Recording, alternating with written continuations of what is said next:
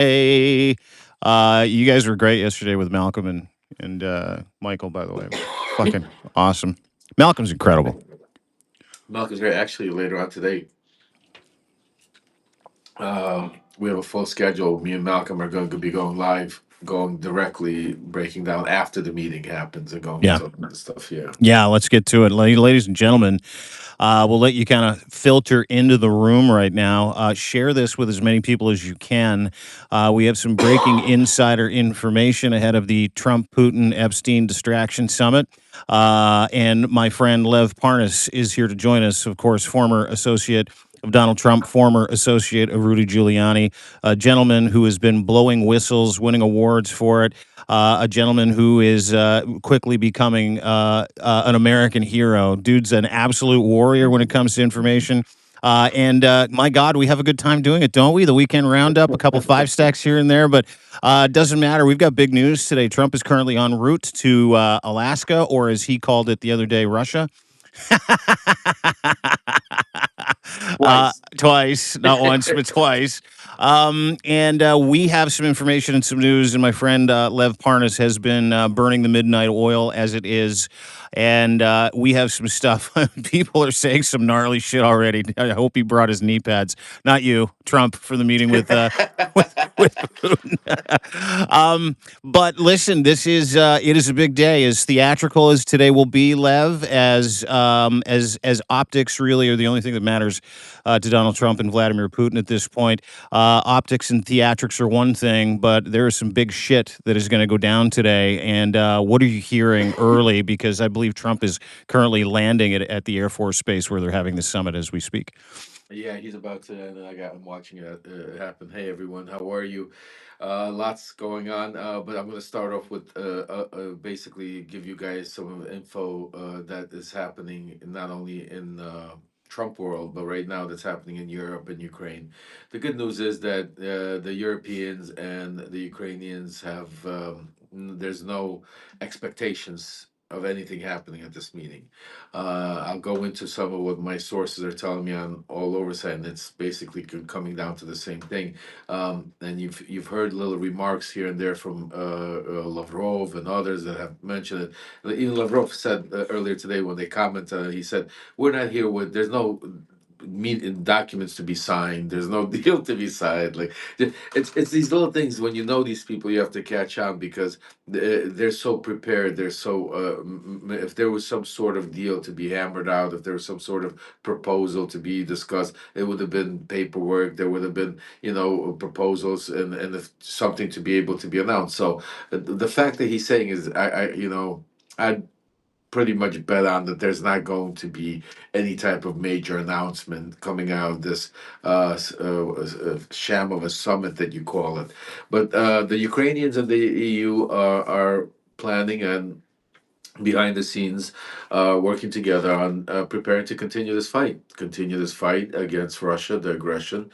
If you, those of you that have been following me know that some of the things that I've been telling you and that is going to happen. What I'm hearing any day, literally, could happen today while they're at the summit. But typically, it's probably being set up for a response to Zelensky after the summit.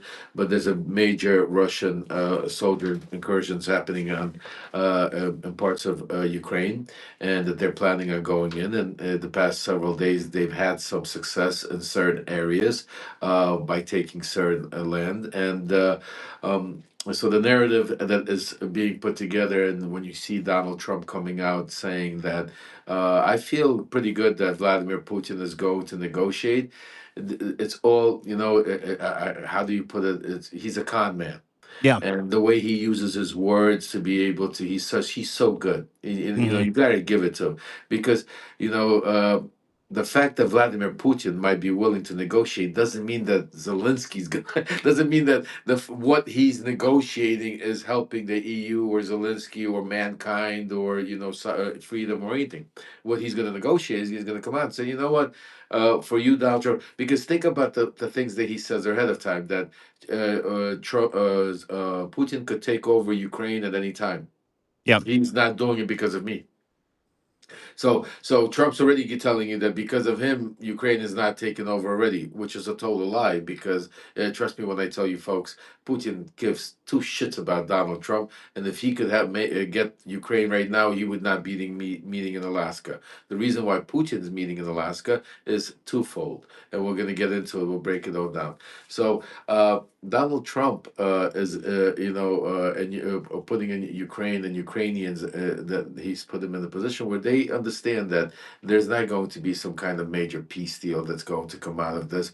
There might be some deal proposed, absolutely, where to make Putin look like he's come to the table to Yeah, like negotiate. he's trying hard to come to the middle so that they can paint Right. Zelensky as the guy that doesn't want the Right. war to end. Yeah, yeah, Right. yeah. There'll be so because that's where that whole Russian propaganda narrative. That's where the machine really works. That's how they. This is what they're prepared for right Right. now on the attack, and that's why I think part of it is going to be that major incursion, the attack that they're preparing on some Ukrainian borders, where Trump is going to use that to walk away from Ukraine. Not that he's with Ukraine. When I say walk away, some people say, "What do you mean, Lev? How is he with Ukraine now?" He's never been with Ukraine. So when I say walk away, I'm talking about in the media spotlight because in reality, he does nothing for Ukraine except harm Ukraine.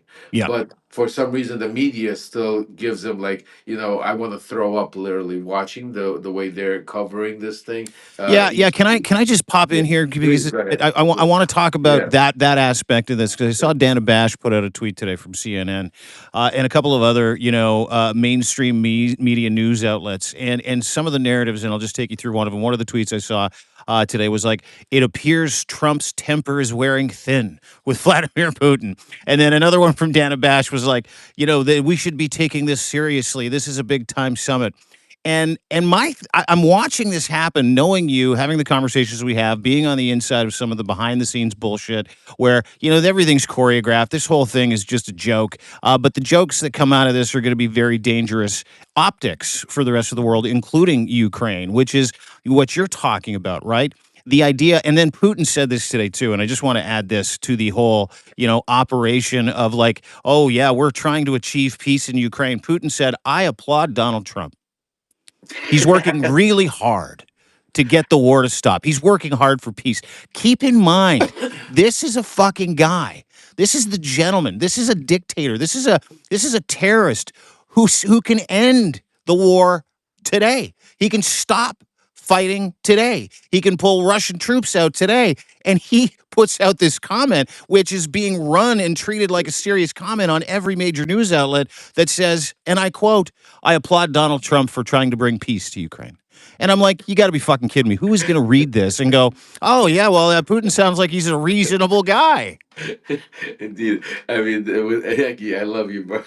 I mean, that's exactly the case. If you just think about it, while he's saying that bombs are falling on Ukraine, Ukrainian is getting bombarded. Nothing, Meanwhile, what about Trump's weapons that he gave? Remember that whole big announcement that Trump is now going to how the media? Wow, Trump! What a shift! Trump is giving Ukraine weapons. Where are the weapons? Yeah. Meanwhile, you got poor Germany and NATO running around scrambling to give up their own stockpiles, their own shit to be To able give to up their own cover, shit and then to pay and him for then to more pay him, shit. which it's such a cluster. I can't, say to you, you can't, you literally like. I mean, if you were to write a script and pretend that this was some kind of a show, I mean, people would never believe it. People never believe. They think this is such a fantasy Well, thing that speaking of we're believing living it too, through. Lev, like, are the Dana Bashes and the mainstream media outlets of the world that are treating this like it's a real deal and publishing, Putin's comments like, yeah, we're looking I think forward to it's working like, I think it's a combination, and I'm going to be honest. I've been watching it more and more. I think first of all, I never want to insult anybody, but some of CNN, MSNBC, some of these reporters are just stupid. mm, Well, I'm gonna start over. They're yeah, naive. They're stupid, and I'm they're not saying employees, it. they're dumb And, employees. and I'm not saying, it in a way where I want to insult them, but they do not know. They should not be reporting on international world. Like they might be reporting on a local gun battle or a robbery somewhere where they're at, but they don't have the knowledge. They don't know the players. They don't know what's going on. I mean, you don't have that journalism like you used to have back in the day. Well, like Christiana Amanpour back in the day day where she would go down like some. She knew the player. She'd interview. You don't have any of that. Yeah. None of these media outlet pundits. That's why I laugh at them. Like I sat in those rooms. Like I'll give you an example. Like they talk about. I sit there. Me and my wife will watch TV, and we're watching. Like we'll flip through the channels, and they'll be talking about like bringing up people that have never been in the room with any of these people. They've never, and they're like, so what do you think the conversation is going to be like between Vladimir Putin and Donald Trump? And they'll be like, well, Donald Trump's going to have to look him in the eye and say to him that Vladimir Putin, that if you don't, and I'm sitting there and I'm saying, what the I mean, I feel like I go to my wife. I go like, are they like what? It's like I want to pick up the phone and call up CNN or one of these and say, "You're idiots." Like, do you want me to go up there and explain? I've been in that room.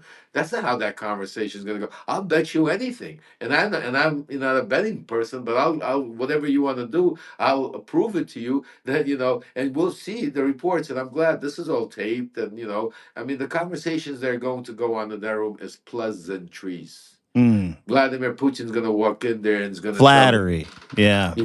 He's gonna flatter Donald Trump. He's gonna tell him that first of all how bad he feels for him that the media is attacking him. How this awful Democrats are attacking him with the Epstein stuff. How this is part of that still Russia gate. How together they have beaten, and Trump said it plenty of time, together that him and Vlad have been involved in this Russia gate with the Democrats. So together, how they beat what's it called? He'll also throw in some stuff and say, let me tell you, man, you're the man. I mean, Obama, Bush, I've dealt with all of them.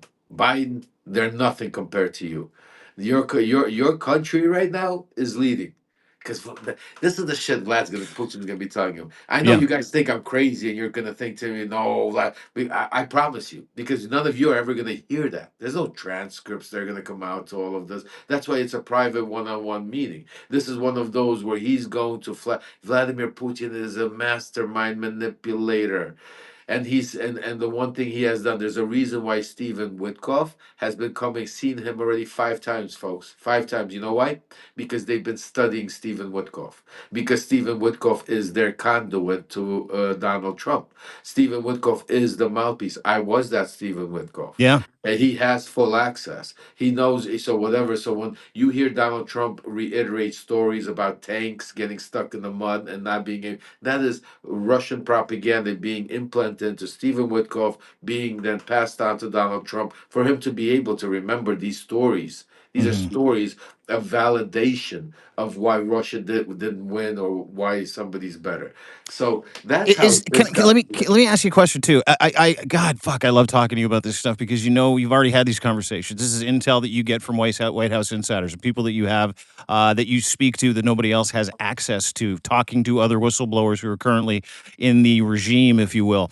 Lev Parnas is our guest, and everybody, please smash those hearts. Please share this with as many people as you can because this is not information. Mainstream media is treating this whole thing like it is a fucking serious operation, an attempt for peace. They're going to try, as you've pointed out many times, you've been covering for a couple of weeks now. They're going to try and paint Zelensky as the holdout, the guy that doesn't want peace in Ukraine, and then you're going to get an entire load of propaganda. Is it going to be more like Helsinki, or do you think it's going to be a little bit more like when Netanyahu came to town? Because that's what I'm hearing. Is you're describing the pleasantries and the you're the best, and every other Oh president no, before yeah, you no. was the This is worst. this It's the is same. how this is gonna be Helsinki 2.0. Trust me, I mean, this is gonna be on a different level. It's already planned out. I mean, you're already getting the reports. Well, what are It's you already, hearing about the plan and it's how already it's going to go? just think about it. The theatrics are already planned out. So you got first, you're gonna just. I mean, like, I can't believe we're even saying this, but you're gonna have a convicted felon standing on American soil, rolling out the red carpet for an indicted war criminal that's coming off the plane, That has and warrants he's for his arrest in 123 countries. so, so, so this is the scene the whole world we're gonna be watching a convicted felon When you roll put out it the like red that, it carpet. sounds really bad. Red out there, and this convicted war criminal then's gonna come down this red carpet, a red carpet. I mean, like what the, like why? Because it's all theatrics, folks. It's all planned out. The red carpet comes down. Putin's gonna come out. They're gonna meet. Right after that, they're gonna be whisked off to a secret location. I mean, on the base to have their meeting. The meeting is gonna take place between Putin, Trump, and one interpreter on each side. That's it, folks. No, no, it's a that they both been prepped. See, the reason why Woodcock has been there for so long, and that's why even you, if you take a look at some of the interviews, if you guys go Google, I might even put together a Substack letter and send it out to you guys just for you to, because a lot of you might not even see it. If you take a look at how they're talking about the Russian, like Lavrov and all of Putin's people talk about this, they say we've already prepped Stephen Woodcock. They say it out loud. They're like, we've talked Woodcock. Woodcock has done all this. So there's no conversation they're going to have. All the conversations already have happened. Yeah. And the result, and just understand, let's go over, and this is important, the two results that the media will just not talk about. They'll sit there and guess about what they could possibly talk about. But let's talk about facts. Why do we have to guess? We know factually what Russia's line, what they want. We know factually. They said we want this land, that land, whatever. We're not going to go into as far as even yesterday before getting on the plane. The Russian delegation, each and every one of them, reiterates saying that oh, we love Trump, everything is great, but that's our land. Ukraine is us, and we're moving forward. Hmm. You got Ukrainians on the other side and the Europeans that have come out and said strongly, said, we're not giving up any land. It's not happening. Yeah. We're not giving you. Not Crimea, not Donbas, We're not not nothing, giving you any land. nothing. We're Yeah. not happening. We want We're it not. all back. Yeah. Not only that, but we're saying to you, we're against any sanctions being lifted. We want you to pay up to $1 trillion for all the debt. I mean, you destroyed our country. Hmm. You've displaced millions of people. You've killed all this. I mean, you've invaded us. You can't be treated like what's it called? And then the most important thing, which I've been telling everybody, I've been ringing the alarms, and now you see it in black and white. Zelensky said it. And return the 20,000 some odd children that you fucking kidnapped and you took away. You don't hear Trump talk about, and this is what I write about. I say, if Trump really wanted, if this thing was anything about peace, if this was really about any people or anything about there, the first thing Trump would have said to Vladimir Putin and would have said to him, before we get talking, bring back those kids. Yeah. Just like he talks about the hostages in the Middle East. These are 20,000 or some hostages. They're being sold, manipulated on websites all over Russia.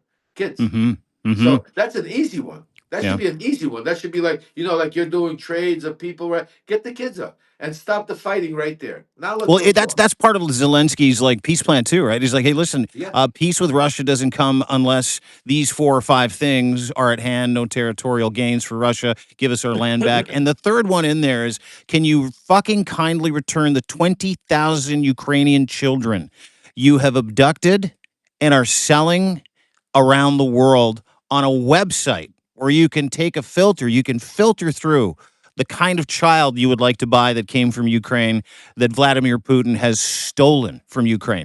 And the sad part about that is I put a post up about that a couple of weeks ago.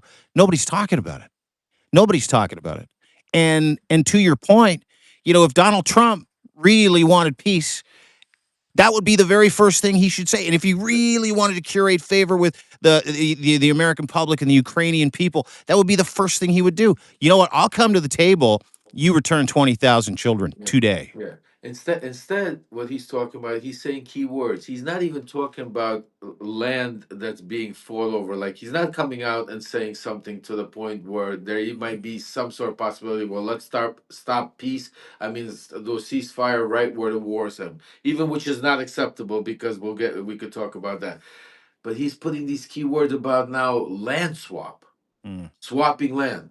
Just so for you people to understand, is like Donald Trump is actually, and this is where he's going with it. This is what I'm hearing because a lot of you might think of a land swap. What land is he swapping? What is he talking about? This is strategical because he also said in a conversation, you see, you really have to understand, know Donald Trump to when you because and not the only that I know, but I listen to his when he has his press conferences, and then when I speak to my sources, and it's you put the whole picture together. But when he sits there and talks about the land and how they're going to swap it and what's it called, and then he also makes an interesting comment. He says that Russia has already taken over most of, because Ukraine has some very expensive, beautiful property land Mhm. on the ocean. I didn't Mhm. know that. He said, Ukraine has a lot of, and Russia has taken most of it over, except some small little town called Odessa. Asshole. I mean, that's where I was born, Odessa, Yeah, small little that's town, Lev's Odessa, like, hometown. Yeah, yeah, yeah, yeah. asshole, like, he said. So where, there's no Russian troops there. They've not invaded. So what he's trying to say, like, you know what, and because it's also not only a beautiful and wonderful state that the Germans couldn't take over, but it's all historically, but it's also a key port. It's a key port city to the Black Sea, to a lot of trade and what's going on there. So this Grain. is Yeah, yeah. grain. This is all strategical. So Trump's coming out probably gonna say, okay, we'll give you up, these parts, give him this. I mean, he's sick in the head. And the other thing that my source are telling me what is being discussed about, because what this is not a peace summit, guys. What this is a reunification and between the United States and America. I mean, United States and Russia.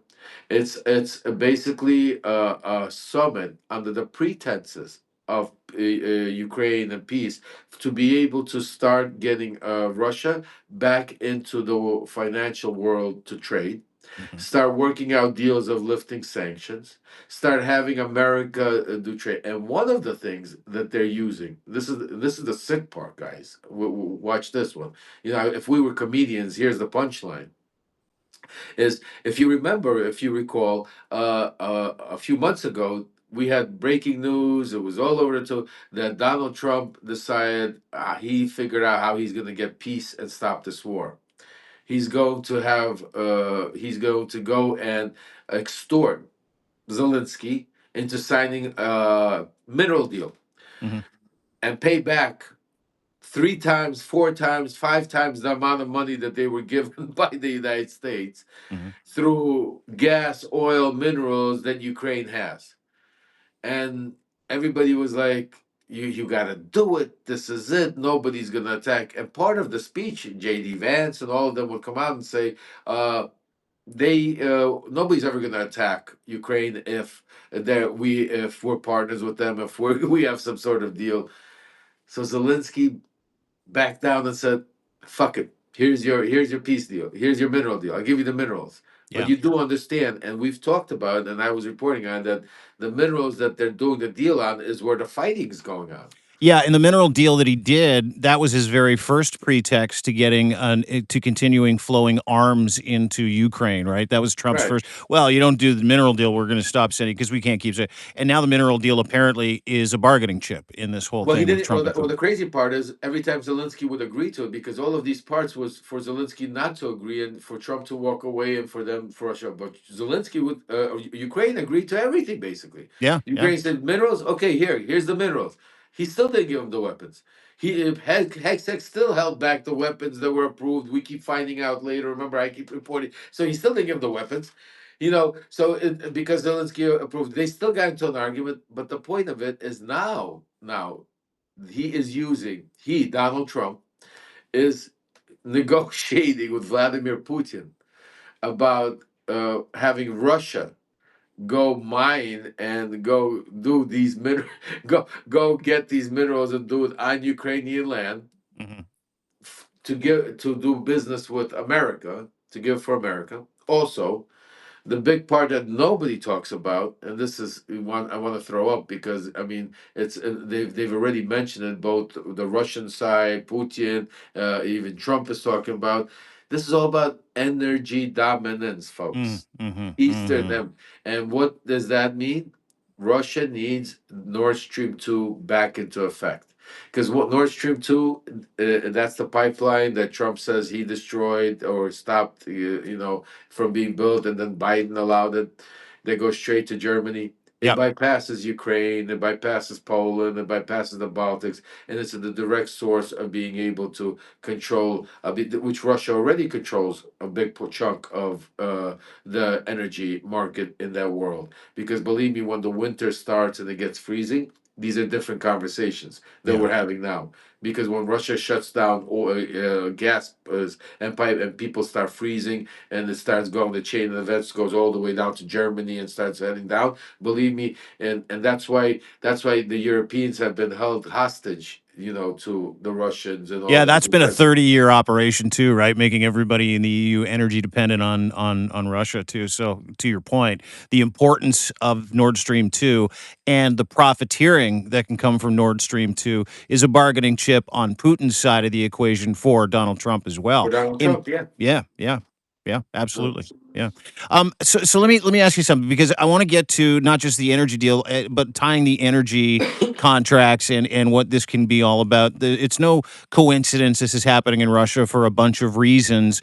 But some of the things that you talked about with Michael Cohen yesterday on Unleashed and Malcolm Nance, I thought were very interesting. And then I want to lean into the fact this is on North American soil. This is just above Canada, of course. And I want to talk about who else might be on the menu, including us. But the energy thing, you said yesterday that I thought might be really fucking interesting. And I was fascinated by your conversation. Everybody go and subscribe to Lev. Michael Cohen, Malcolm Nance. These are three of the most plugged in, unfiltered, accessible personalities that are giving you the information you need to know that's not being publicly discussed at all, like these conversations we're having. And I'm just the Canada conduit for these three beautiful gentlemen, including Lev. So, and we'll get to Canada in just a second. But you said something yesterday that I thought was really interesting. You talked about how part of these conversations is going to include possibly an announcement that Russia is going to be allowed to mine rare earth materials with the United States in Alaska. in There might Alaska. be some kind of partnership deal, whether it be energy, oil, rare earth materials. Does that still stand? Is that still something that Yeah. you're hearing? Yeah. Yeah, yeah, no, that's it's all on the table. I mean, literally part of and if you take a look at the people that Putin has at this summit, and also the people that Trump has at the summit, you'll see, you have the Susie Wiles, you see the Lavrovs, you see the Kirill Dmitriev, you see Stephen Witkoff. You're Yeah. not seeing the Pete Hegs. I mean, you're not seeing Tulsi Gabbard, Pete Hegseth. You're not seeing all of the because this is not a deal where this is literally a backdoor deal that's been worked on for a while, even before Trump got into office. This is going back to, 2018, 19, 20. This has still Jared Kushner's little paws all over this, the behind the scenes, that now Steve Witkoff has taken over it, and the relationship with Kirill Dmitriev. I mean, all of this has been already, like some of the stuff, like I hear that that might be announced, that they're talking about is they're going to start travel between the United States, open up airline, travel between the United States and America. Oh, resume Uh, flights. Yeah, because they're not allowed to land on North American soil right now. Right, Yeah, yeah, yeah. right. Resume flights. They're gonna start gradually some sort of lifting of sanctions. They're gonna start, and part of the what's gonna be pushing a lot of the stuff is the financial, because for Trump, if he could come to his base, just think about what he screams about. It's okay that he got a Qatari jet as long as he got $5 trillion on the trip to Qatar. I got $5 trillion. Doesn't matter how I got it, how I got bribed. I got $5 trillion. Where's Which, the by the five way, trillion? turns into 17 trillion 24 hours later, Right, and then becomes and 30 trillion another 24 and hours later. and at the end of the day, nobody even knows where it is, what shelf, which safe, where's the Yeah, five yeah, yeah, trillion. But that's the whole thing. I'm saying, same thing here. If he could give his bait, that's why Putin knows what his angles are. So if yeah. he could come here and says, oh my God, we're gonna now get all these minerals and oil, and we're gonna control part of Nord Stream 2, and now you know what? Now we control what Germany he gets. We're making money of it. Like, there's no loyalty to our EU nations, and that's why, Canada. I mean, Canada's also everything's on the chopping board in this. Yeah, like Because, can we get to that because I yeah. find this interesting and I find it interesting for a bunch of reasons because part of this meeting that I've heard from some people here in Canada, sources that I'm talking to. You have sources there, I have sources here. Oh, I know you have some good ones there. Yeah, yeah, yeah, That's not why. bad. That's why when You it comes know. to Canada, you're my source. But there's a general concern with insiders in the government of Canada and Mark Carney's orbit that Canada is also on the menu. That part of the conversation to be discussed behind closed doors is the the empire making intention of both of these dictators, Trump and Putin. And I think, it's interesting because, we talk about the Arctic Council, we talk about who's important in the Arctic Council, and Canada has a seat in the Arctic Council. We own a large portion of the Arctic, and that's where Mark Carney made that announcement last week, where he's like, "Hey, listen, our number one priority is protecting the Arctic from this shit, and our number one priority is protecting Canadian sovereignty and our borders, and we're building an army. We're quietly, and this is some not very public information, which I'll happily give everybody today. We're quietly building drone technology and a drone army, and building an army to protect our borders at home and abroad because of this." But what are you hearing about the intention of Canada? Also, if you're not at the meeting, you're on the menu, so to speak, about Canada being part of these conversations and the eventual desire for Donald Trump to add Canada to his resume, along with Panama, along with Mexico, along with Greenland, et cetera, because that really seems to be a real possibility in terms of what I'm hearing from my sources as being part of this fake distraction summit, so to speak. I mean, what can I say? You have some good sources, Dean. You know what I'm saying to you. I could tell you that, I could confirm that what you're saying is valid. And not only Canada's on the table, I mean, the division, it's a world. And I wrote about it in my Substack, and me and you spoke about it. You Mhm. got the way Trump looks at it, you got, he wants to own Canada. He wants to own Greenland. He wants to own the Panama Canal, what's it called, Mexico, because if you think the way Donald Trump thinks and take away all those lines and all those borders, it becomes a beautiful piece of property, like he says, Mhm. He's sick in the man. And Yeah. then Putin, wants to take over the Baltics, Poland, Eastern Europe, and together that they control what? They control Europe. Europe becomes, Trump has no loyalty towards Europe, just like Putin has no loyalty. Europe becomes to them a feeding ground for energy, for trade, for which they would then break apart. The only other little, oh, what's it called? Not uh, what's the right word? The other part of the axis that is going to be divided is China, which is why you see him walking away from Taiwan, why from the chip makers bringing him here, because eventually, once China makes its move, once this plays out and goes after Taiwan, which I'm hearing also, Trump's not going to jump in and help him save him because he doesn't care about. So it's like, in his crazy mind, it's like in New York, where Trump grew up. You have to understand, to go back, and that's why I tell you, you got to read my book. You got to watch the story, because it tells you also a little bit about those times. Trump grew up around where there was, in New York, there was five families, and these five mafia families controlled. These were five men that controlled these five families, and they were the most powerful men, and they literally controlled all of New York and mostly most of America without behind the scenes, from controlling some of them controlled judges, and some of them controlled unions, some of them controlled the movie industry, Wall Street, and all of this. And then they would have a commission where they would, divvy it all up. And this is how Trump grew up. This is where he lived, and this is, I grew up in the same world, so that's why I could understand and relate to it. And this is what he's trying to build on the world stage. They'll do the same, like have that consolidation where you have, Xi out there, in Asia, you have Putin, you have him, you have Netanyahu, and you have this consolidation of the axis of, four or five of the most powerful men that have control from military and money and everything to divvy up the world. And they could always sit down and break, chop it all up, and Mm. Mm. everybody else becomes part of trade, part of, whatever that part of the world. And that's what it's all about. I mean, that's why he never praises anybody. If you, even today, who does he praise? He praises Vladimir Putin. While he's on the plane flying over there, he's praising Vladimir Putin. Vladimir Putin's praising him. Praises Xi. I've never seen him praise Macron. I've never seen him praise Merck. I've never seen him praise. I mean, he might say a word here or there once, but if you take a look at who he considers powerful, smart, who he wants to meet, Who just think about who he wants to hold me. He doesn't go out there to try. Yes, he does his whatever a shtick, whatever they set up for him as photo op, that he does. But he loves right now. He is dying to meet with Putin. For him, this is him and Putin right now are going to be talking about how to bring Russia back. That's what it is at Russia. All that money. Just think about all that crypto, oil, gas behind the scene, all that now coming in, Yeah. and he knows them. He could make deals, press releases. It's like the stock market. Oh, tomorrow we found oil. We did this. We controlled that. Now it, that's what it's all about. Well, and keep in mind he's a fucking pathological liar. Like everything that we've talked about today, you have to keep that in mind. That was something Malcolm said on your podcast yesterday. He's like, let me before I say anything, I'm going to preface it. Donald Trump is a pathological liar.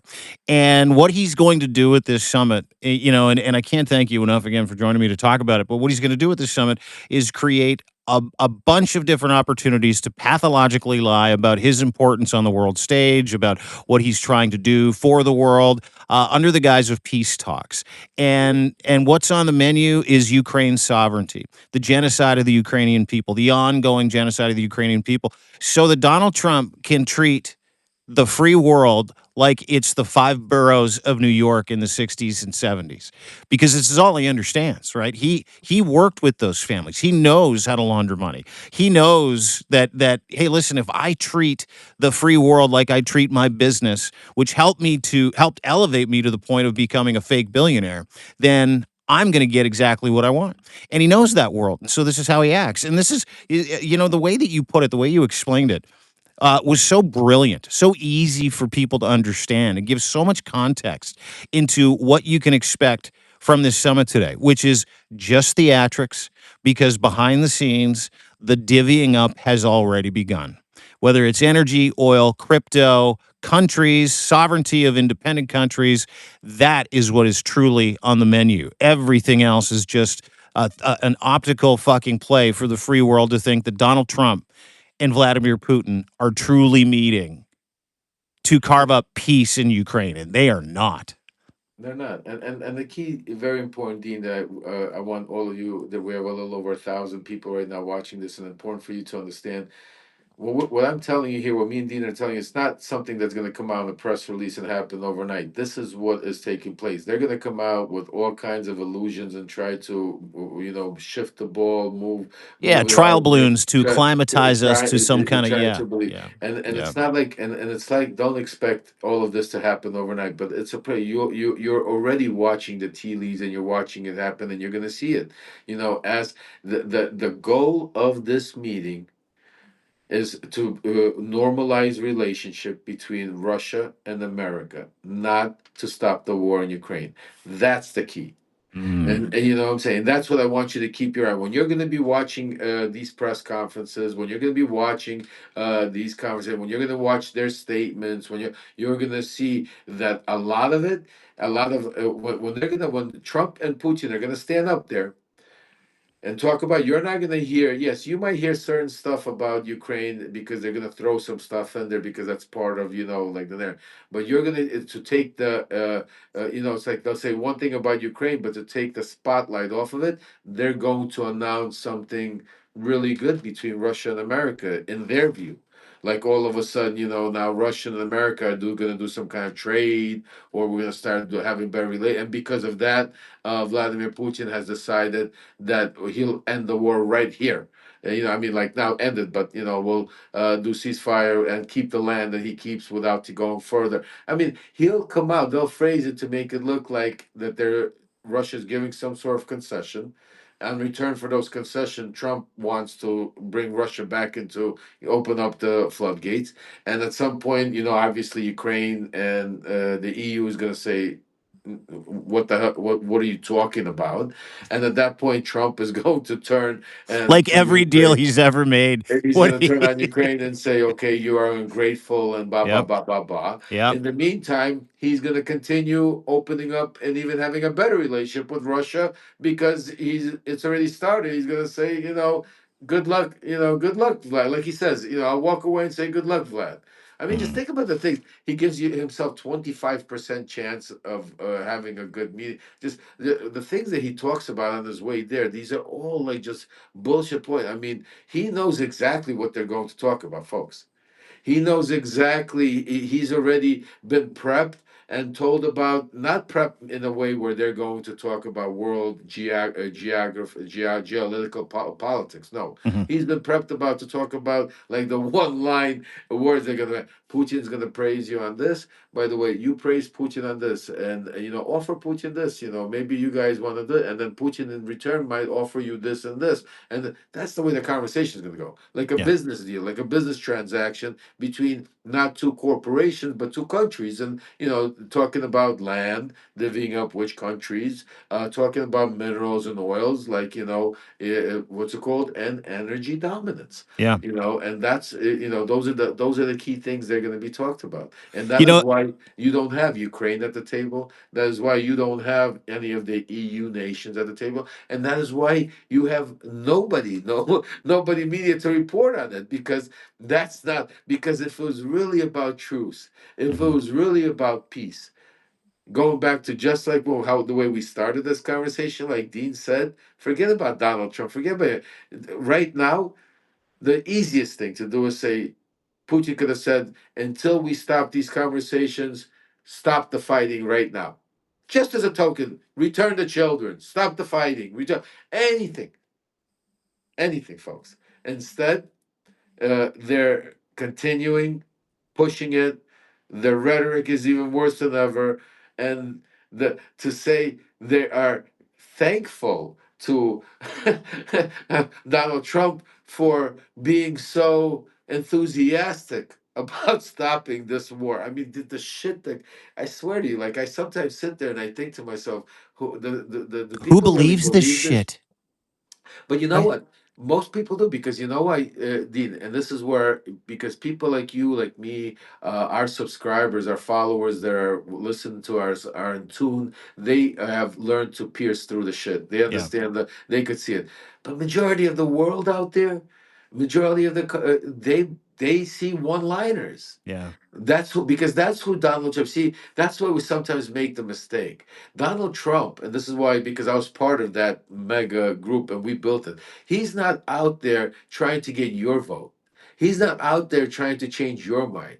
Just like Vladimir Putin is not out there trying to go get the vote or change the mind of that 10% of people that have worldviews or traveled or seen Navalny or want to democracy. No, they're talking to the people out there, the majority of the world that is not in tune, does not watch it every day, that only has, they're more worried about, their health, their kids going to school, how they're Yeah. going to put food on the table, their dog, where they're going to move tomorrow. I mean, everyday regular life, and because of that, they're not on here 24 hours. They're not following. So what they do is they'll read a press release.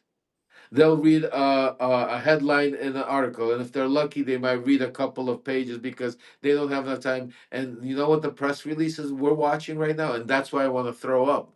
The press release says Trump is tough on.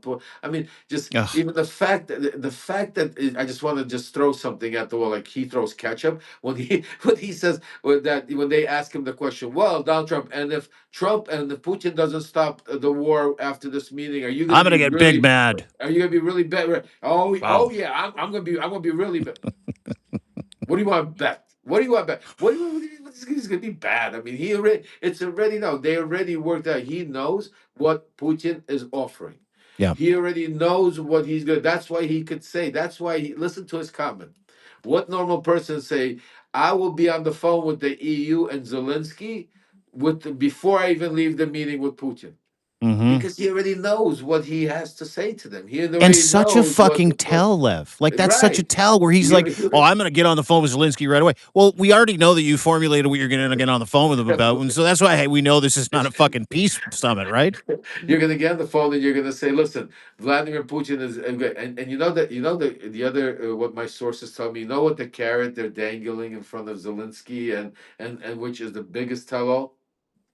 So guys, you are all been part of this and you're watching. What is the reason why Vladimir Putin has invaded Ukraine? That he has said, and also that his big buddy Donald Trump has reiterated all the time. It was because Biden and Zelensky were talking about possibility of Ukraine being part of NATO, NATO, yeah. right? Yeah. That's the whole thing, which is total bullshit. Never happened, but that's the thing that started this whole thing, right? So now what I'm hearing is part of the concession that Putin is going to make, that they're offering Zelensky, is that the possibility of maybe one day being NATO. What does that even mean? Because they're a fucking sovereign country, and the EU and NATO can But decide when they want Ukraine to be part of the no, EU or NATO today, right? but it's like you went to war for them because of this. Now you're saying, okay, you know what? Now you could do it, knowing that Donald Trump is not going to allow them to do it. You know that it's like okay, it's like such a little like I mean like Santa Barbara has nothing on these guys. Like you know what I'm Yeah. saying to you, Yeah. like it's like a reality show like you can't even make up. But I was gonna say to you, I don't know if he's on here. What's it called, Dean? But Alexander from Ukraine, Yeah. from my co-host on Voice from Ukraine. Yeah. Yeah. Yeah. He's actually, I think, listening to us. If you want to try to bring him up, I think we can try to get a view of what's how the Ukrainians and what's going on there. Plus, we're doing something. It could be a nice little. I What's don't his know. what's his handle here? Is it Oh, starts with an goes O, right? at it's with an O. Go at Yeah. OLEAK. Yeah, because you and I are talking about the fate of Ukraine, but we're not talking about it with someone from Ukraine, I right? figure if he's here, like let's give the audience a little an actual somebody from Ukraine that is So how do you spell it again? OL. O L Yeah. E K S Alexander. You see, Bulbier. Yeah, got him. Voice of Ukraine. Got him. There we go. There we go. Let's invite him. Let's let's invite see, Alex. Yeah, let's dude, see I if feel he's like here. I'm meeting one of my favorite Substack live hosts right now. Guys, this is what Substack is all about. We're a community where we're trying to build, get truth, get you the information to be able to go. There he Hey, is. Hey, Alex. Alex. how are Hey, I you? want to, Alexander. I want to introduce you. I know Dean. By the way, you're one of his. He's one of your fans also. Oh, Alexander always tells me, he goes, I love the Canadian partner you have, that you guys, the show you do. You go because not only that, but the way Canada shows love to Ukraine and helps out and everything. And so I said to Alexander, one day we'll bring you up. I figured today might be the perfect day, Alexander. While we have the fate of your country being decided by a couple of war criminals and a rapist felon. Yeah, I think it's probably a yeah. good idea to bring Alex on. Yeah, Alex, pleasure to meet you, brother. How are you? How you feeling today with everything going on? I'm good. I'm good. A little about the weather, but today is the important day. The Yeah. world has been so. Yeah, yeah. Uh, Let's get to that real quick. I just to let everybody know, Alex is Lev's partner, Voice of Ukraine, Substack Live. Please go and subscribe. There's a Chiron at the top on the left hand side. If you hit that little button, you'll subscribe to every single member here, including Alex Lev, Voice of Ukraine. Keep those comments coming. We're well over 1,000 people now. Alex, talk to me a little bit about what you're going through. You were just about to before I rudely cut you off to do an official introduction, but please continue. well, hello everybody. I want to thank everybody for supporting Ukraine. Thank you.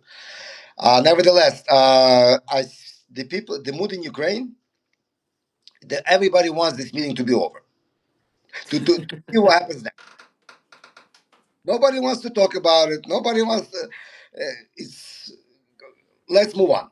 Not only that, this morning, since early morning, there must have been like at least five, six, seven, maybe even eight times sirens. And what they do is the plane takes off. There is a siren that there will be a missile attack.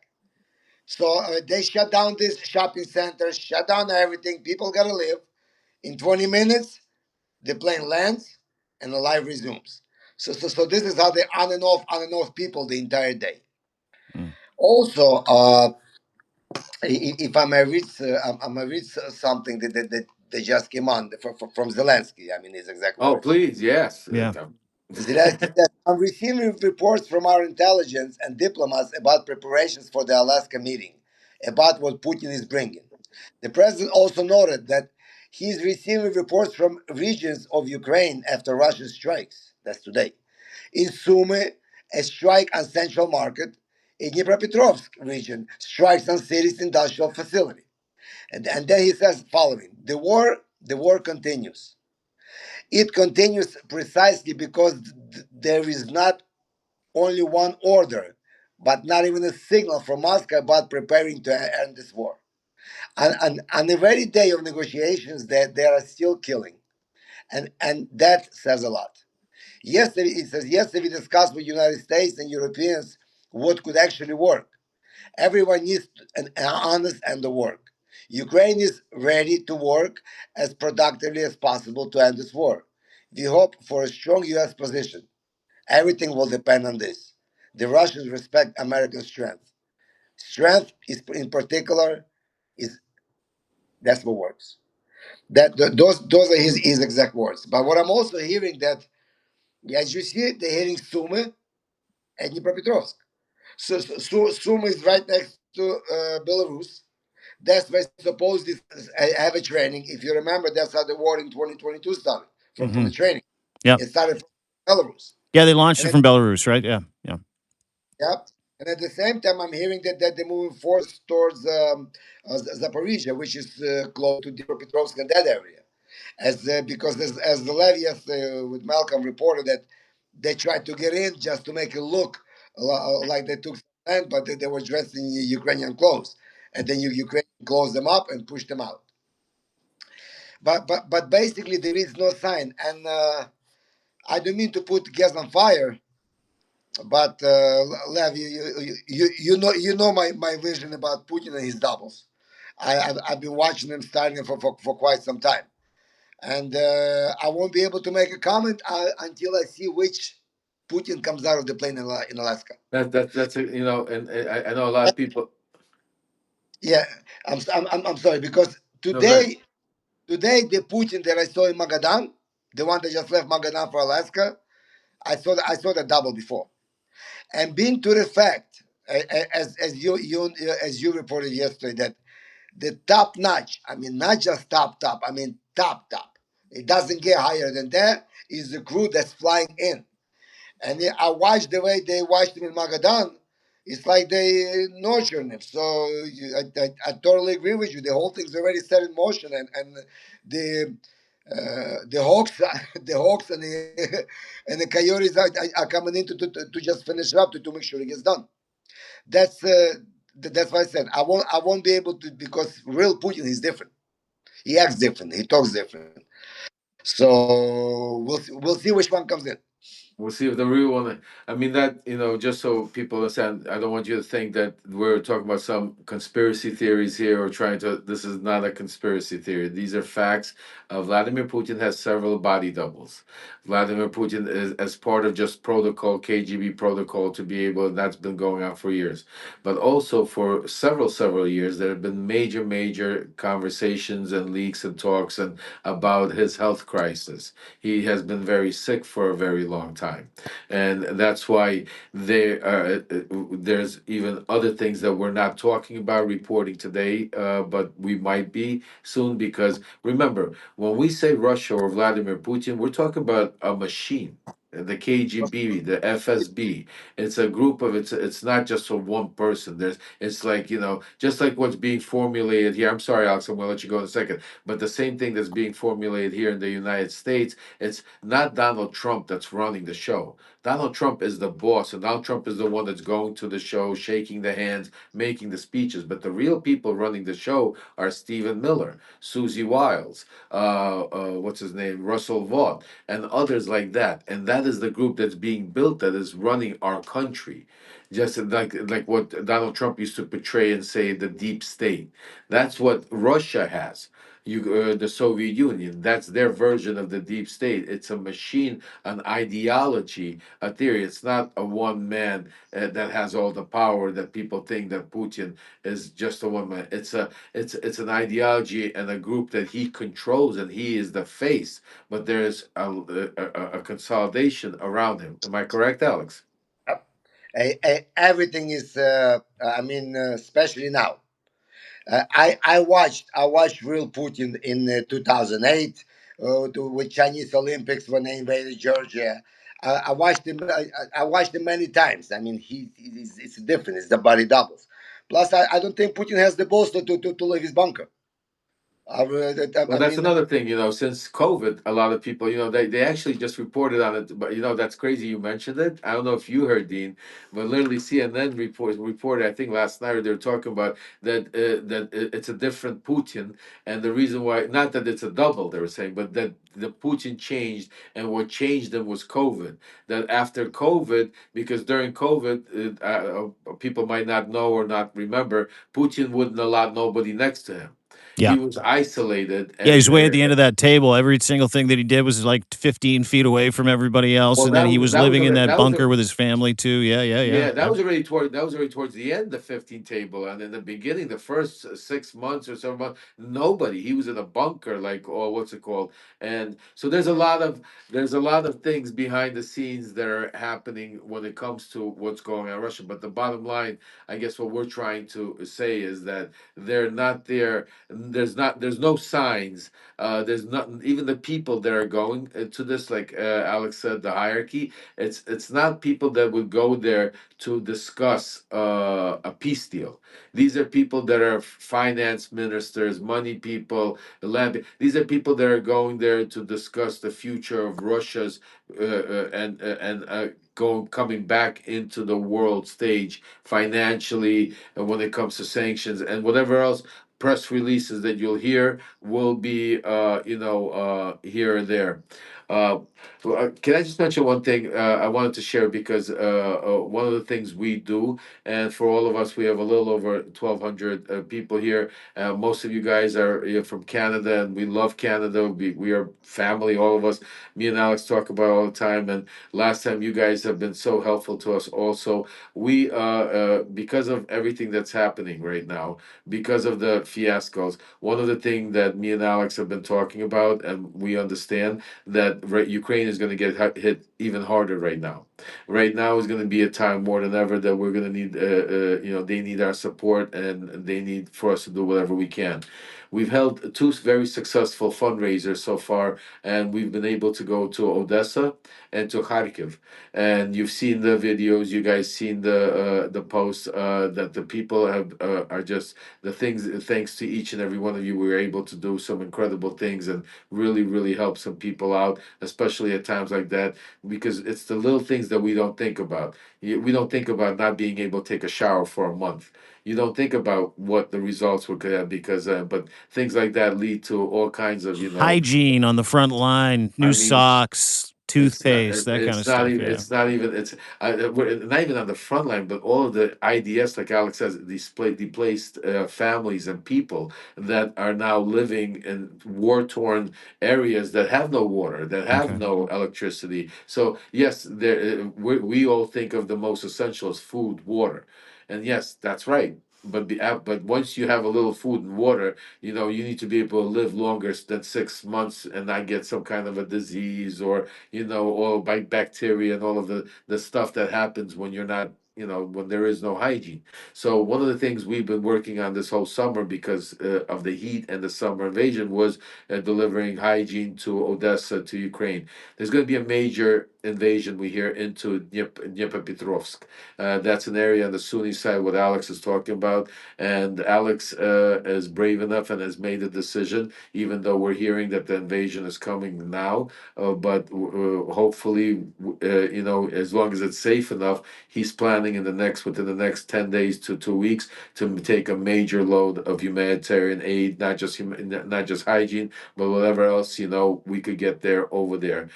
So we've decided decided to on today, because of while they're meeting, and because to start up a GoFundMe for the people of Ukraine, for Alex's mission to be able to go out there to Dnipropetrovsk and to be able to get them whatever you need, these hygiene packages. This is one of these packages is basically a full shower.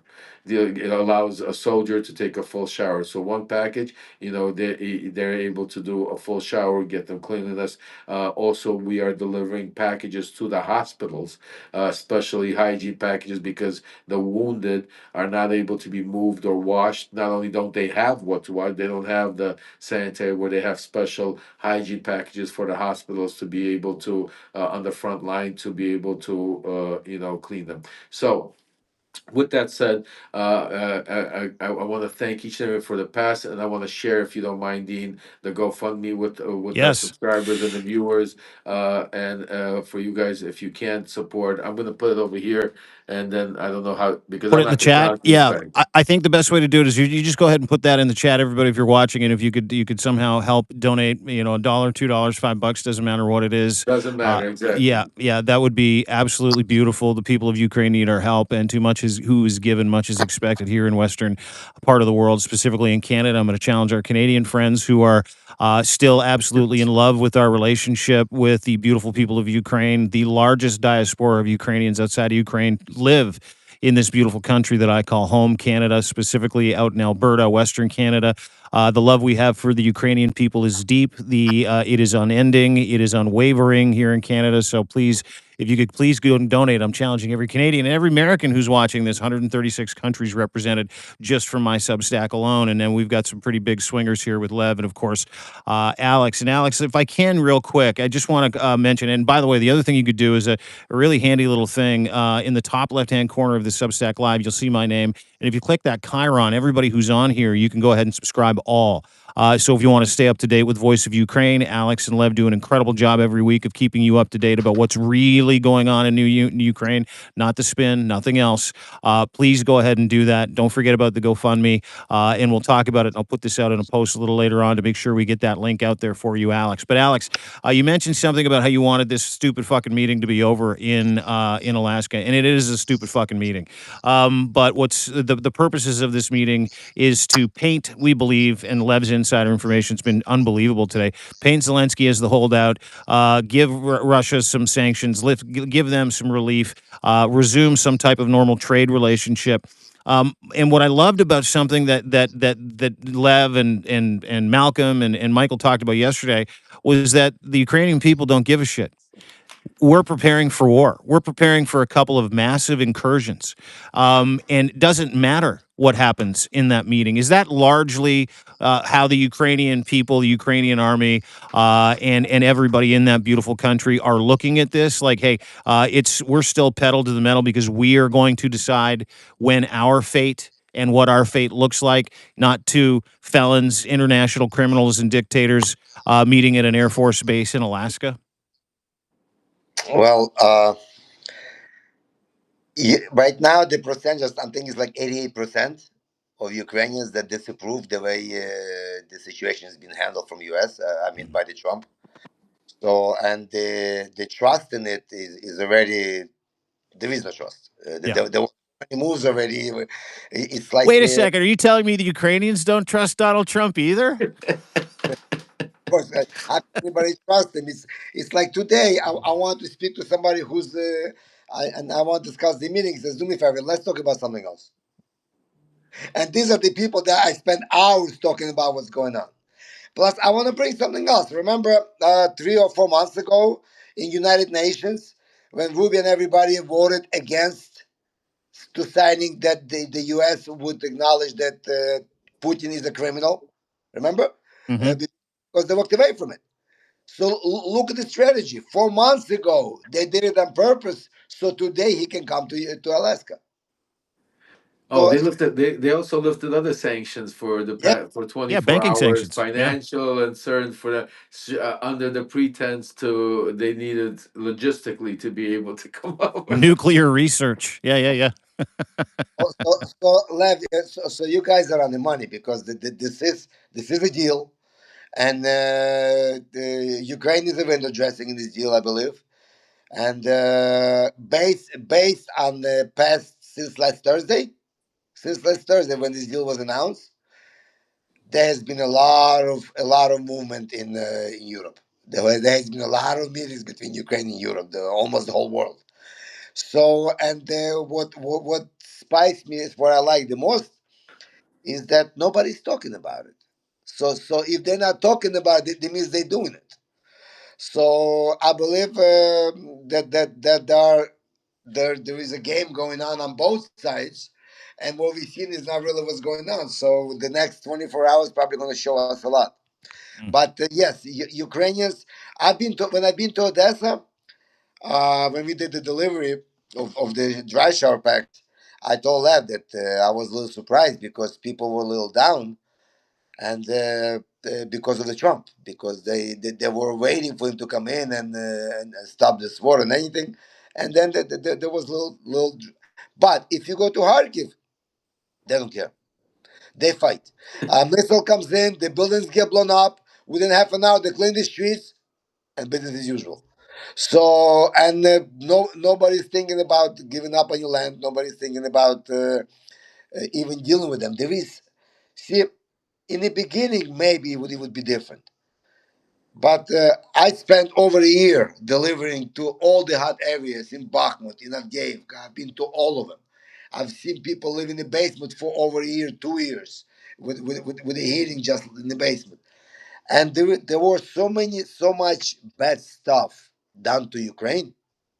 I mean, I've seen the phosphor bombs. I was right there, and they showed me the piece that they were all over the place in Avdiivka. So they did so many bad things to Ukraine that for Ukraine to accept anything with Russia, they have to accept them. I believe that this is the first time to cover Ukrainian can ever forgive all the evil that was done here, because they, oh my God, they did so many bad things. I'm gonna say one thing is what I heard in Bucha.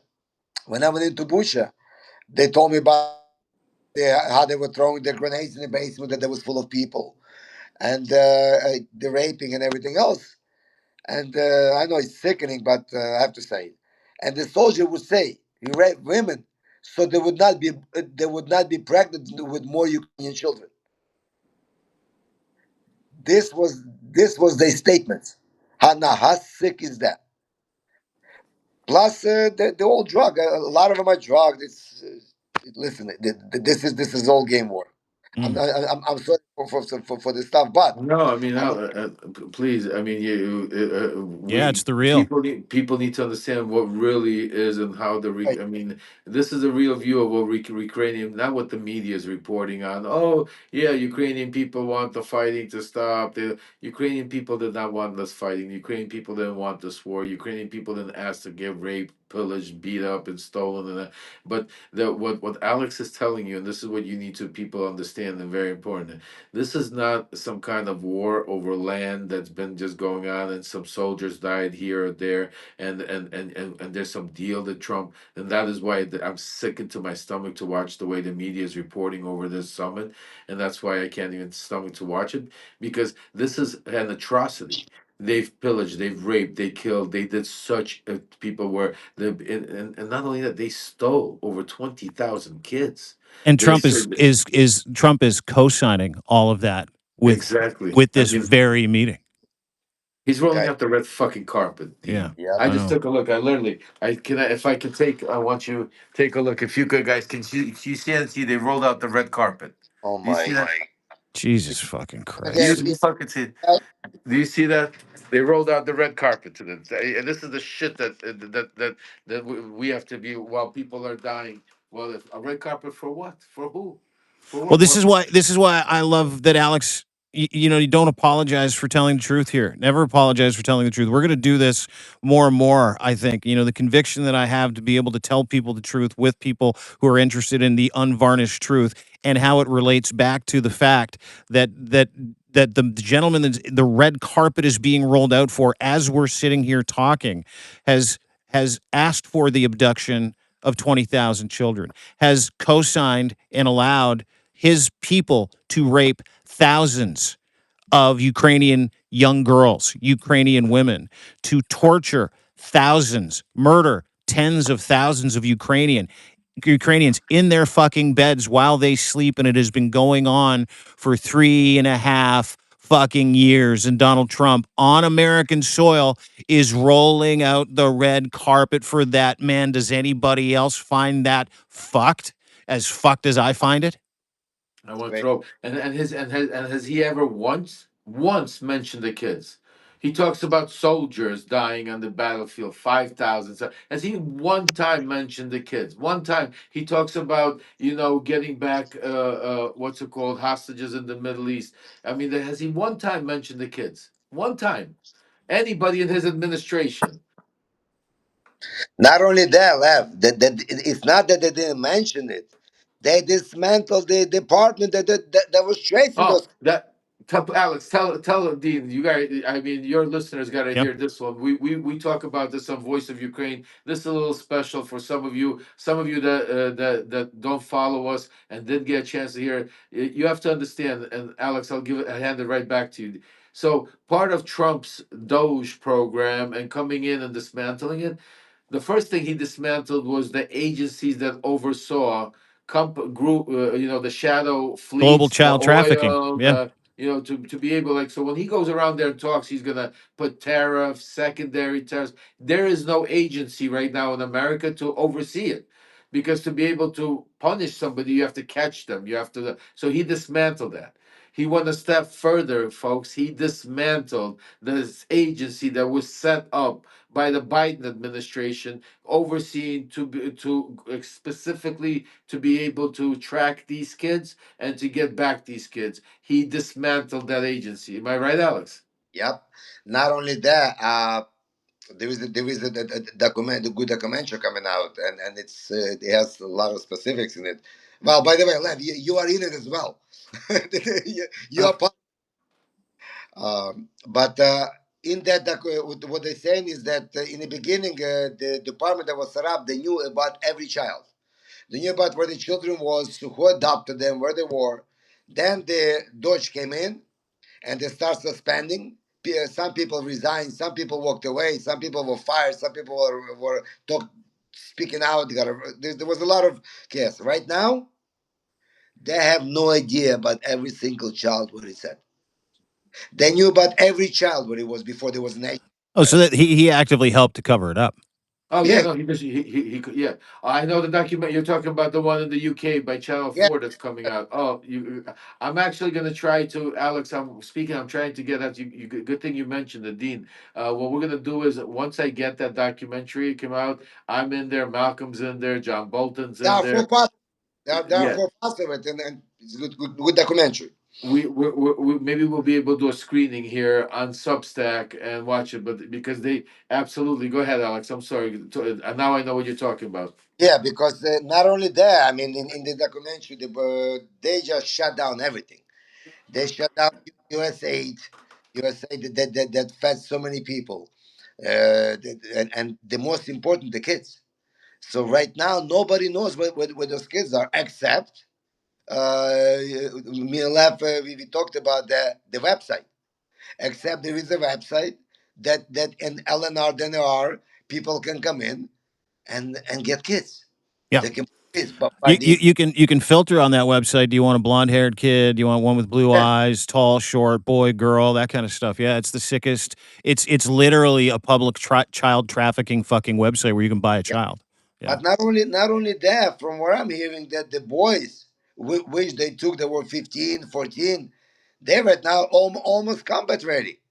They're putting him back on the line to go fight against the Ukrainians. Yes, And you know the other crazy part? You know the other crazy part, I'm sorry, Alex, that just to mention that nobody's talking about today before Putin left on and what's it called? He thanked Kim Jong Un from North Korea because today Kim Jong Un pledged more troops, more ammunition, more North Korean army to continue the invasion into Ukraine today before he got on the plane. Does that sound like a guy who's interested in attending a fucking peace summit? But the red carpet's out there. The red carpet is laying out. They got. I'm just curious. Is he going to salute them? What is Trump going to do? You know, he likes saluting other armies. You know, other generals. I mean, I can't even Get on his imagine. knees, probably. I think Well, that's, you know. there is a one big news for them. Most of their refineries right now are burning. Oh, that's that. Yeah, please, Alex, tell us because give us some good news. You know, because we Yeah, talk about. I like that because you know what happens is that you know we only hear about the damage Russia's doing, but ladies and gentlemen, Or we do that. Ukraine will decide how this fucking goes, right? So yeah, Alex, I would love that update because Russia's having a hard time refining oil right now. No, and this is just the beginning because they're hitting and possess the oil refineries like nonstop. And today, last night, I believe, or this morning, the Iranian ship that was bringing the weapons and everything in the sea, and they're saying that they didn't get hit directly, but the debris from the drone that they shut down sunk the ship. So Iranian ship sunk today with the weapons that were coming from Iran to Russia.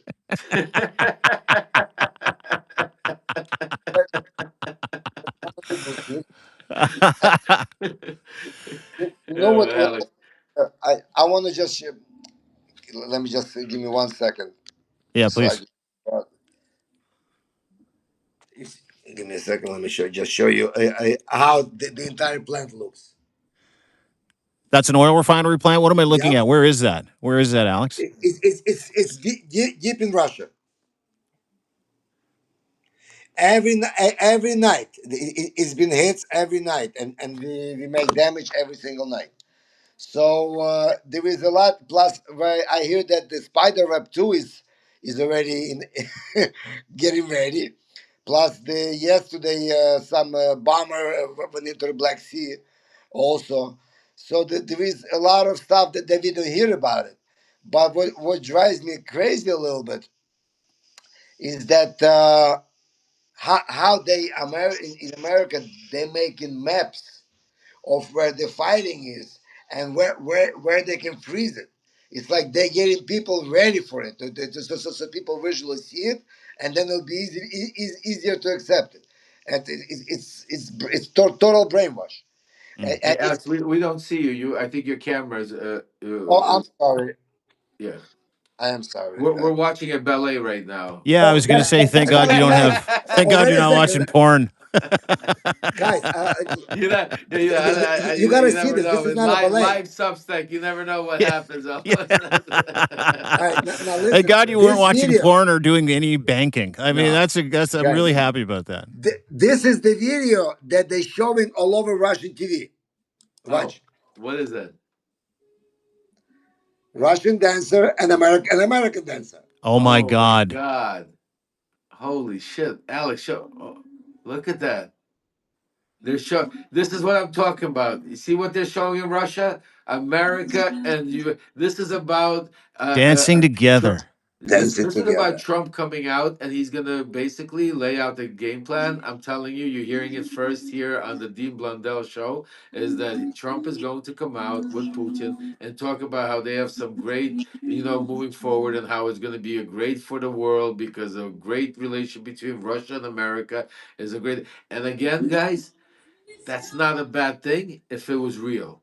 If Mm, this was on a real thing and this was about peace and this was about what's it called and Russia being a good actor and everything, I would be all for 100% That's because I what's wrong think with this yes, thing. but this is not about that. This is about dominance, world control. This is about energy control. And this is about using pawns, people like Ukraine, like the Ukrainian people, like the Canadians, like others, to in their little sick manipulative game to be able to just to treat it because to them this is a different level of a game like I told you guys mm. they don't look at it. Yep. I want to break this video. If you don't mind, I want to break it down a little bit. Yeah, Because please. you see what they did is they showed that the young kids, two young kids, Can you American. also, Alex, can you also send me that video? I want to put it in my Substack later Of for course. everybody who I, doesn't get a I just chance to started. send it to. As Go you ahead. told Yeah, me too, me, please. I'll get to you, Dean. Yeah. Thanks, buddy. yeah. What this video shows is that for young people, the future is between is Russia and America. Then they're showing the Gagarin, they're showing the Khrushchev, they're showing everything, and they're saying this is the past. The future of the world is America and Russia. There you This go. this is what they're showing This this all over is Russia. this is scary. This is what I was scared of. This is a this they use the sense of peace talks in Ukraine to be able to actually meet to roll out the plan of the new world order of now Russia and Yep. Ukraine. Mm. I Yep. mean Russia and America. Russia I'm and the sorry, Right. United States. Yeah. Russia and the United You States. know what? That video, Alex, is stunning. You know, and I've seen some advertisements from billboards that are being put up in Russia, some online, memes about Alaska, the importance of this being in Alaska. Very similar, the gaslighting and the propagandizing of the Russian people, which is really easy in a closed society where you don't get, any information other than the information that Vladimir Putin wants you to have. And it's brilliant. At the same time, it is absolute bullshit. To be selling this, because the rest of the free world is clued in. We get it. We know what's at stake. But that representation isn't just propaganda to the Russian people. It's legitimately the playbook behind the entire idea behind this summit, is it not? Like, Yeah. we're getting the lie. I think the people of Russia are getting the truth. Is that, the world's new world order, to your point, is in the future, your kid's future is a kid's future that the free world will be run by a Russia America partnership. And I think that propaganda is closer to the truth behind what this summit is really all about. Well, You know, that's you just said you go just ahead. Go ahead. brilliantly wrapped this up, like literally, because what they're portraying in Russia is the truth. Yep. They're portraying that this summit is that's why nobody's coming here with these no kind of big packages of peace proposals, and nobody's coming here with delegations from Europe or to discuss this. The people that are coming here are people that rule and control two different countries behind the scenes that are coming here to put a new world order together. But in Russia, that's what they're telling their people. That's what they're promising them. They're showing them. In America, we're getting sold a bag of goods.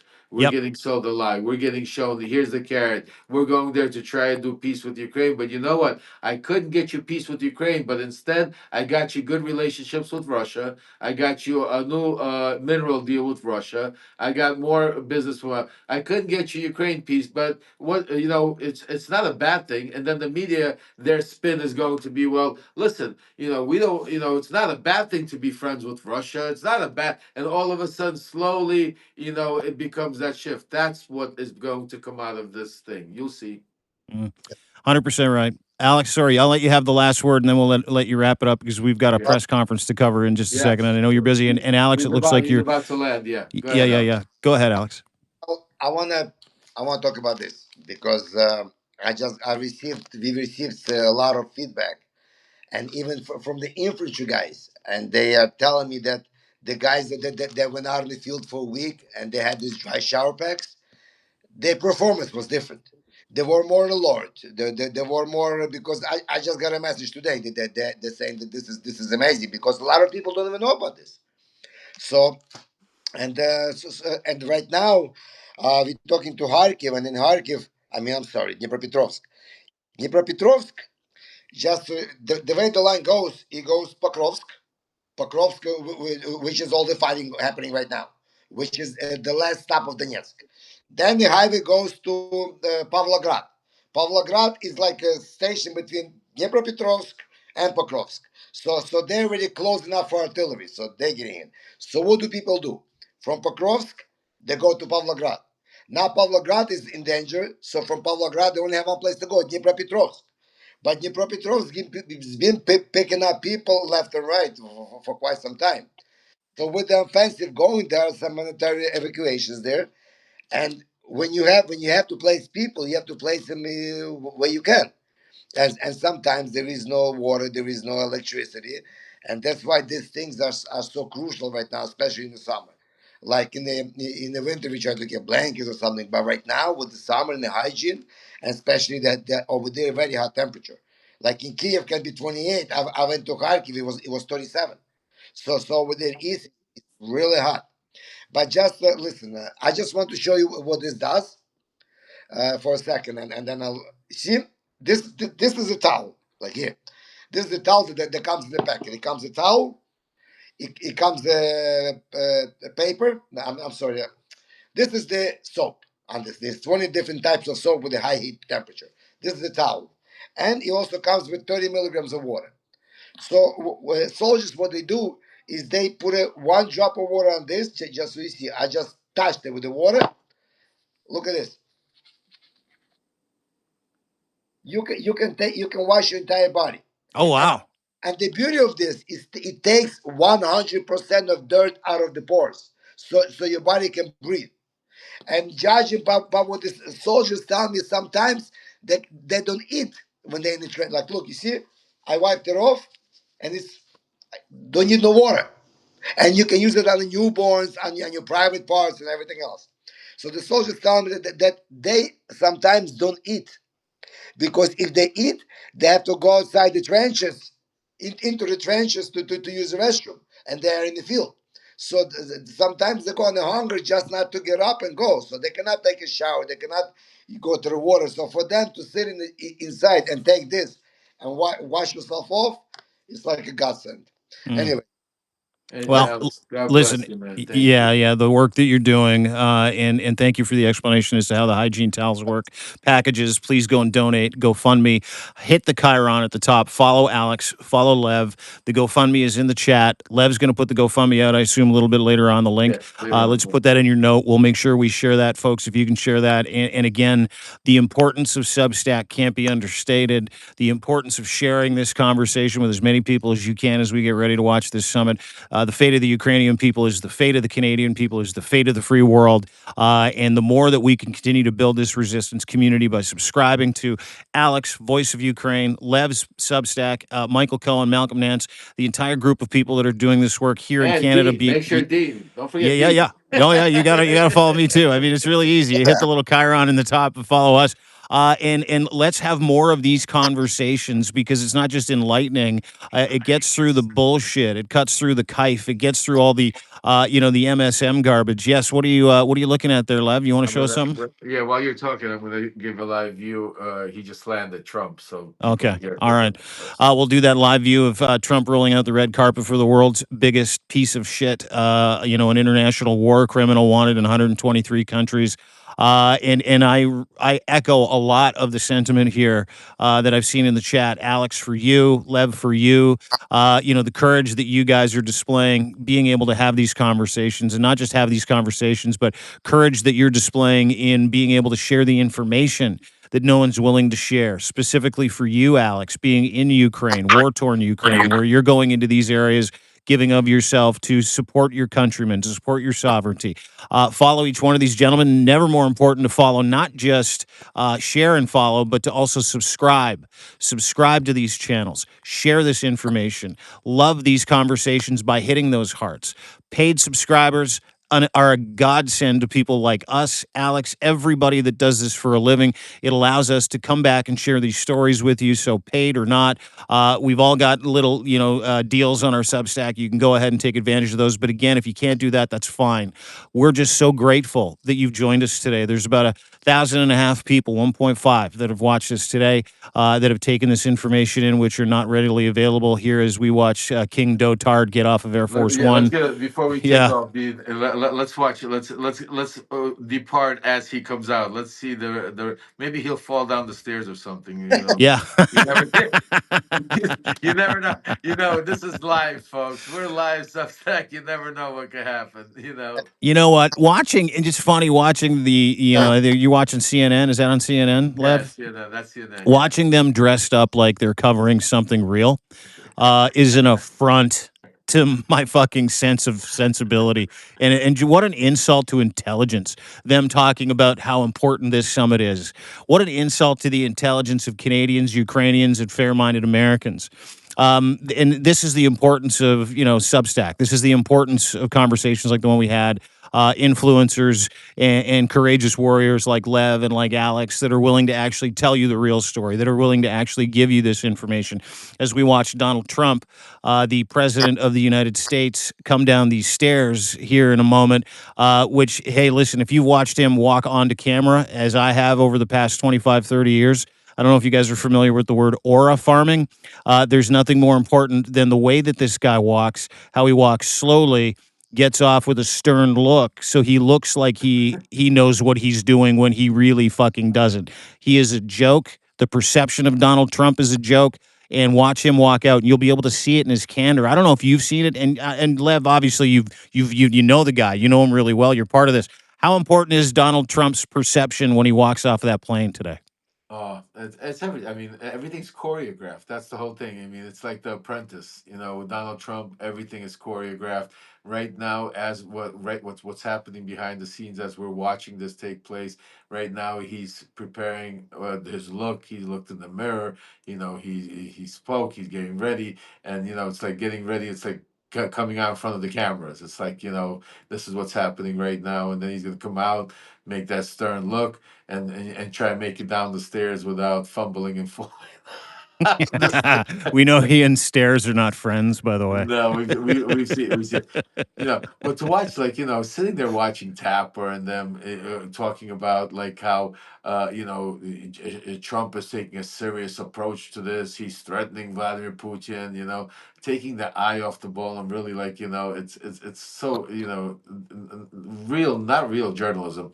And that's why while we're watching this, I want you know, I know Dean does an incredible job, you know, making sure that you guys follow us. But it's so important to follow independent journalism like Dean Blundell, like the Midas guys, like my son Aaron, and others out there that are doing an incredible job. Because what we're watching right now, this is reality TV, folks. This is not media or news anymore. It's reality TV. If you want the news, really news, you gotta go to independent media. And right now, the only place we're finding it is on Substack. And Substack has become more than just a community. It's become a family. It's become a movement. It's become the resistance that is fighting all over the world, not just in the United States, but also in Canada, in the Ukraine, all over the world. Because what we're seeing take place and what's happening all over is not just here to us. It's happening to everybody, because all our rights, all our dignity, all our freedom is on the line. And that's why it's so important now more than ever to stand up, not to just sit there and be somebody that's watching this and commenting, but be somebody and be proactive. Go out there and spread the message far and wide. Become our megaphone. Be an extension of our voices. Spread the message to everybody you can. And like Dean says, do anything you can. For those of you that can't become paid subscribers or contribute, we understand that. Don't feel guilty or feel bad about it, because you could make your phone call still. You could still respect the message. You could still spread the word. You could still go protest. And for those of you that can go the extra step to become paid subscribers, to donate to the GoFundMe's, to the contribute to these projects, God bless each and every one of you, and thank you, because you allow us to be able to be here for the real truth, to speak truth Mm. to power, to give this information, not for clicks or paywalls or to try to make money, but to be able to spread the information far and wide. And that's why I say we all do it as a team. So for those of you that can, keep doing it now more than ever. You know, Alex is right now getting ready to go in the next few weeks. He's going to go on a serious mission to Dnipropetrovsk. We're going to get aid over there. We're going to get these hygiene packages, and it's only the beginning. Because, folks, you know, we pray and hope that we're all wrong, and that somehow we, in the next few hours, this whole thing it becomes, you know, there somehow there's peace, you know, and prosperity, and but I don't think that's going to be the case. So that's why now more than ever we need to be prepared, not only to fight for the sovereignty of Ukraine and for the people there that are suffering all over the world, in the Middle East, in Ukraine, everywhere, of what Donald Trump's reaction are, but also here at home, here in the United States, where Hmm. because that's where it all begins. And because at the end of the day, we right now, he has normalized troops in American states. We've seen it in California. Now we're watching it play out in Washington, D.C., and it's become a normalization where, you know, the outrage is not there anymore. And, you know, and just today, while we're watching him before he comes down, you have Pam Bondi going out and taking control, federalizing all of the Washington, D.C. police. So now the police, state police, are federalized in Washington, D.C. And this is just, again, trial runs, because what they're trying to do, what they're doing, is part of rigging the elections. It's part of taking control in the midterms to make sure that they don't relinquish power, because all of these things, all of these deals that they're talking about, they're planning, the mineral, the power, the land grabs, it all takes time, and they need it. Just like I always laugh and tell people, you think Donald Trump is redoing all of the White House and everything because he's planning on leaving there? The things he's doing. And the other thing, Dean, you got to take a look. If you take a look at the way Donald Trump is making the White House, and if you take a look at the Kremlin, they look very similar with the gold Don't molding they? and Yeah, yeah, yeah, dude, it's unbelievable. Like all the gold trappings, it's incredible. And you know what? His entrances are becoming much, much more Putin-esque too, aren't they? Where he walks into the room and the big wide doors open, and he's got a couple military guys on either side, and he's aura farming. He's got that stern look like Putin does, where he walks in like he's the cock of the walk. Depending on which Putin it is, which double it is, maybe it's his triple. Who knows? I want to ask you a quick question, and couldn't agree more. Really appreciate you talking about that resistance, building a community, subscribing, sharing this information with as many people as you can. Specifically, that MAGA person in your life that seems to think that Donald Trump's on some kind of peace mission when he's not. He's on an enrichment mission. He's on a distraction mission. You mentioned something really important. While this camera is focused solely on Donald Trump's airplane on Air Force One on the door, which, by the way, you know him well, Lev. He loves the fact that the whole world is watching the door of this fucking airplane, waiting for him to come out. Like oh this yeah, is his fucking jam. But oh yeah. while this is happening and he's enjoying what's about to take place and the notoriety and being ratings, which is the only thing that he cares about, no one's talking about checkpoints in DC. Papers, please. Nobody's talking about the Epstein files. Nobody's talking about the police state. No one's talking about redistricting and election reform. Everybody is solely focused, and this is one of the major points of Putin suggesting that they meet in Russia to turn the page from some really bad press that he couldn't get off of his fucking plate.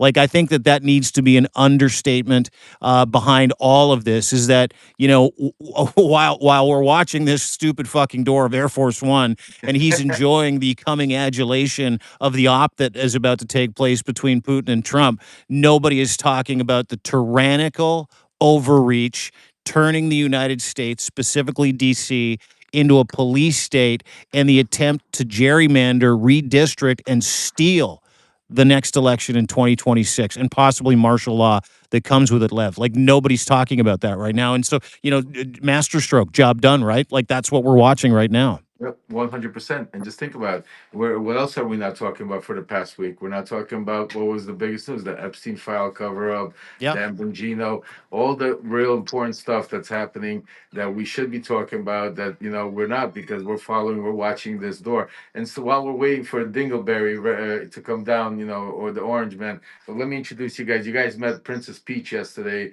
on Unleashed, but this is Bobby. Bobby is my other boy. He's my puppy. So for those of you that rather look at little beautiful dogs than Orange Man, that's Bobby. You met Peaches.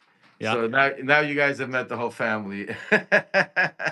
The entire group. Yeah, Princess Peaches stole the show yesterday with you and Nance and Cohen on Unleashed. It was really cute.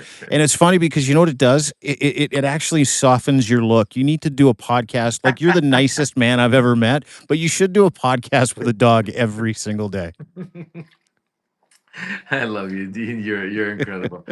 I mean, I don't know what I mean. Is he maybe? Oh, by the way, while we're waiting for him, maybe he's using the bathroom or something. But Maybe he's emptying his catheter bag. Yeah. Yeah. well, all laughing without laughing on a serious note. Me and Alex have been talking about this, Dean, and me and you also spoke about this, and I've spoken to some of my sources, and the more I'm hearing about this, I don't know what the result is, but he does have a problem, and the fact that they released the medical records, not medical records, but saying that he has the vein issues, and we've seen the hands and the stuff, but the other part that and where I really got my first first whiff of it, no pun intended, from a source was when he went to the G8 in Canada.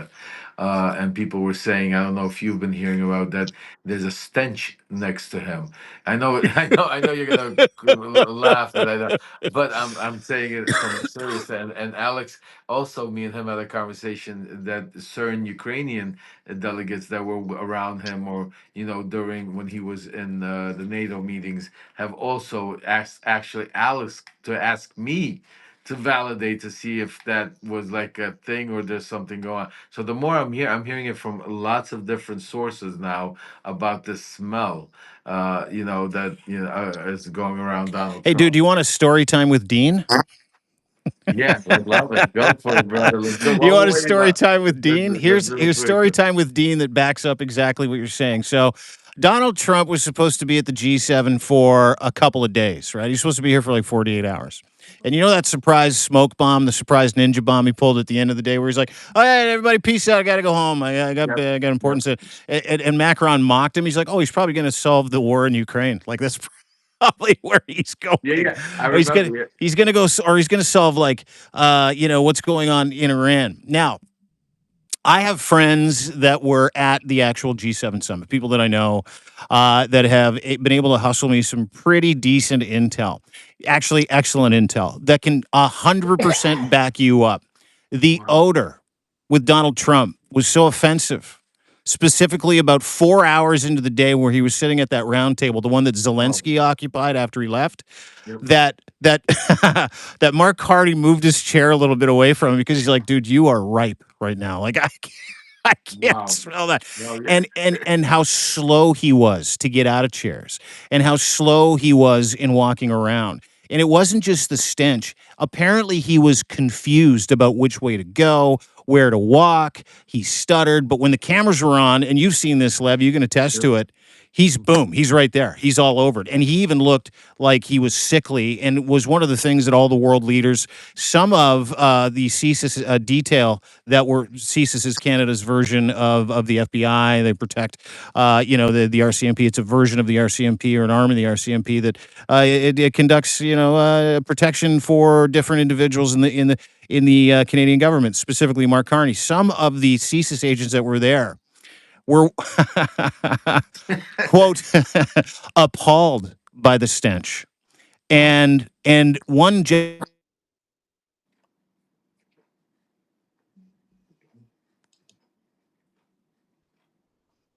Is it me, Alex, or is it Dean? No, that's Dean. Oh, Dean, come back during the best part, during the punchline. Yeah, I guess they he'll come back on. We lost Dean. Well, I think Dean's having a connection. Let's hope we're gonna get Dean back on, guys, because we are on the Dean Blundell show. So, in the meantime, I just want to say thank you to all of you subscribers out there while we're waiting for Dean to come back and for Donald Trump to come out and make his presence in Alaska. I want to, first of all, Alex, thank you, my brother. Thank you for all the work you do for, risking putting yourself on the line for helping everybody out there and trying to bring us this information. Oh, here come the cars. I think he's about to come out. It looks like the motorcade is coming up. So I want to thank you so much for everything you do. For everybody out there, please, I'm putting it in the little pill here. Alex, if you could share it also on your site so people could have it and we could spread it far and wide. But we're going to do a GoFundMe. And in the next 2 weeks, we need to get some aid over to Kharkiv as soon as possible. Not Kharkiv, I'm sorry, Dnipropetrovsk as soon as possible because what I anticipate happening after today is more attacks, more bloodshed going on. So here, I just put it up in the GoFundMe. There you go. For all of you out there, that support us, please reshare the GoFundMe, share far and wide. Anything you could do, $5, $2, $10, anything matters. Each package. it gives it people a chance to take a shower. It doesn't look like Dean is going to be able. He's having internet problems. So, folks, God bless you and thank you for all the work you do. And Alex, Slava Ukraini, stay tuned. Stay tuned to us today. A lot is coming. For those of you that joined on late, Dean will put it out. We'll all put it out on our sites for those of you to be able, so you could be able to watch it, because there's a lot of things that we've talked about prior to this staged show. And then we're going to be live. Just a quick update, I will be going live later today with Malcolm Nance after their Trump and Putin have their sit down, as I call it, to break it all down. Then I will be going live on the Midas Network with the Midas Touch, Ben, Jordy, and the fellas, to be able to discuss about everything that happened at the end of the day. And then later tonight, I'm going to be on News Nation at from 8 tonight, I think it is. So on prime time, make sure you watch me there as I'm going to break it down and let the world know exactly what's happening behind the scenes in these conversations. And for everybody else, God bless you. Thank you for your support. And let's get Alex over to Dnipropetrovsk, and I'll get all that aid and help to them. Alex, thank you so much, man. Take care of yourself, brother. So much, guys. Thank you for your help.